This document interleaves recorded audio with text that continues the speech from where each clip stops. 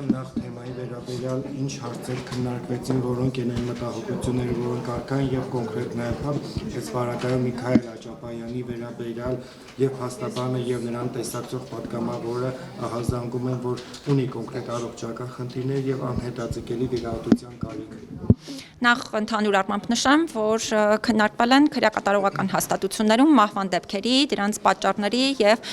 մտահոգիչ վիճակագրության հետ կապված հարցերը։ Կարծում եմ, որ այս հարցադրումը ամենակարևորներից է, երևի թե նկատել եք, որ ինքս էլ շատ ակտիվ եմ այս հարցերի հետ կապված, նաեւ հրապարակային բարձրաձայնելու տեսանկյունից, բայց բացի հրապարակային բարձրաձայնելուց նաեւ ընթացիկ աշխատանքների շրջանակներում այս առումով անընդհատ ենք պետական իրավասու մարմինների տարբեր գործընկերների հետ, ազգային ժողովի падգամավորների հետ այս հարցերը ոչ միայն քննարկման առարկա դարձնում, այլ փորձում հարցերին լուծումներ գտնել։ Եթե ինչ որ նեղ ավելի հարցեր ձեզ կհետաքրքրեն, ուրախ կլինեմ դրանց պատասխանել։ Հիմա ինքս չխորանամ այդ բոլոր հարցերի ներկայացմանը, որովհետև անվերջ կարելի է խոսել։ Ես կարծում եմ համակարգային լուծումներ են այս առումով անհրաժեշտ Հայաստանի Հանրապետությունում, ինչ վերաբերում է ձեր հիշատակած կոնկրետ դեպքին, խոսքը անհատական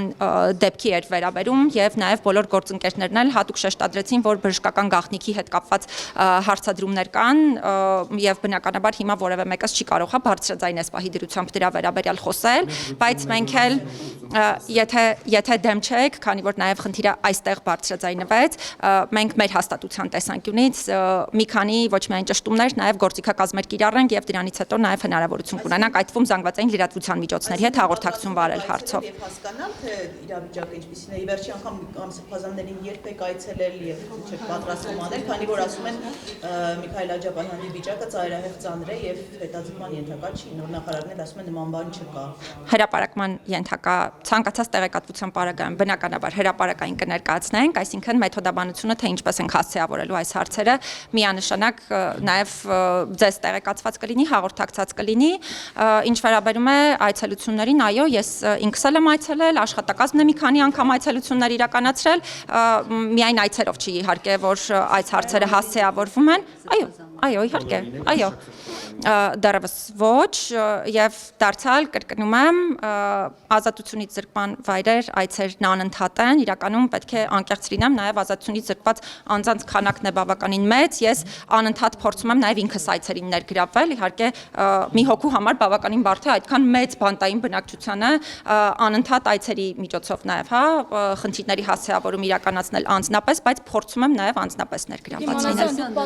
լինել։ Գարմիկ Դանելյան ասաց, որ նաեւ ՄԻՊ-ի հետ աշխատում են շատ լավ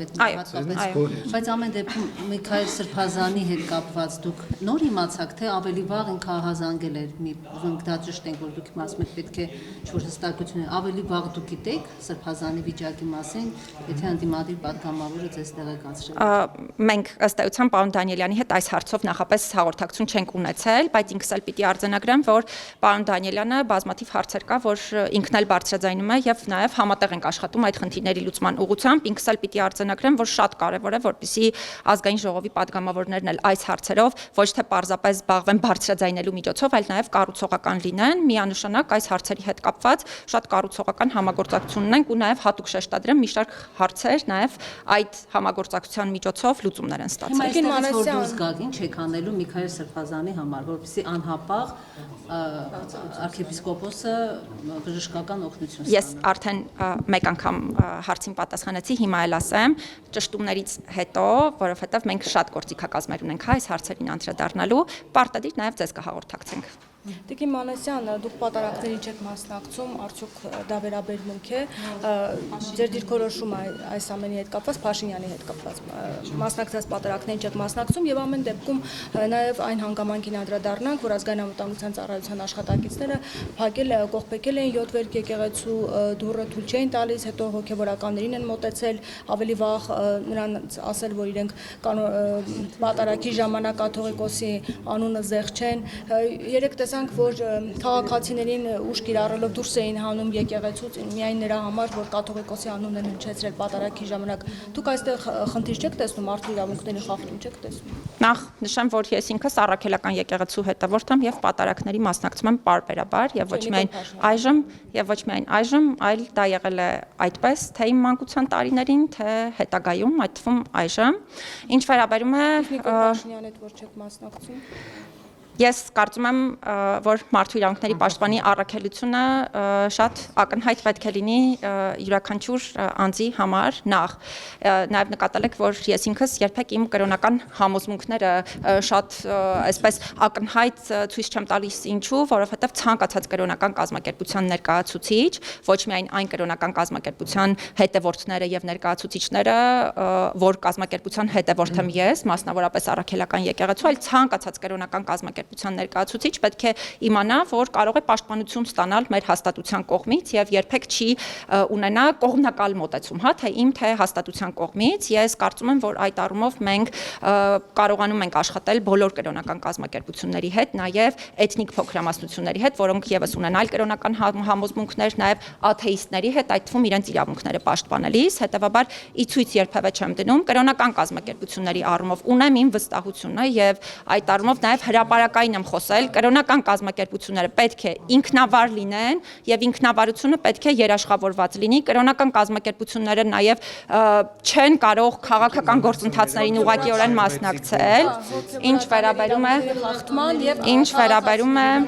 ինչ վերաբերում է Գյումրիում տեղի ունեցած դեպքերին, հիմա պարզապես հատուկ շեշտադրեմ, որ մենք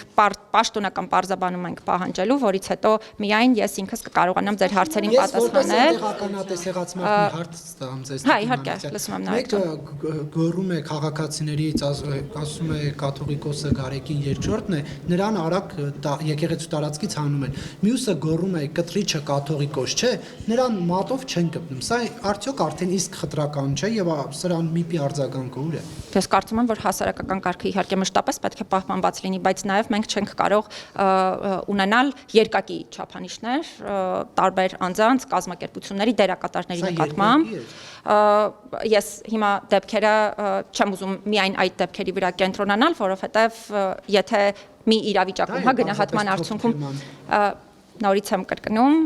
իրավիճակների գնահատումը իրականում մի քանի հարց է ենթադրում, բայց եթե նույնանման իրավիճակում մեկի նկատմամբ այլ գործիք է կիրառվում, մյուսի նկատմամբ մեկ այլ գործիք, բնականաբար կարող է խոսք գնալ երկակի ստանդարտների մասին եւ մենք պետք է դրանից միանշանակ խուսափենք։ Խոսեք ՊՊՑ-ի հետ կխոսեք, ոստիկանության։ Ես չեմ խոսելու, ես պաշտոնական գրագրություն եմ վարելու, որպեսզի ունենամ պաշտոնական պարզաբանումներ հարցերի հետ կապված եւ բնականաբար դրանից հետո հնարավորություն կունենանք շատ ավելի մանրամասն հարցի առնչությամբ խոսելու։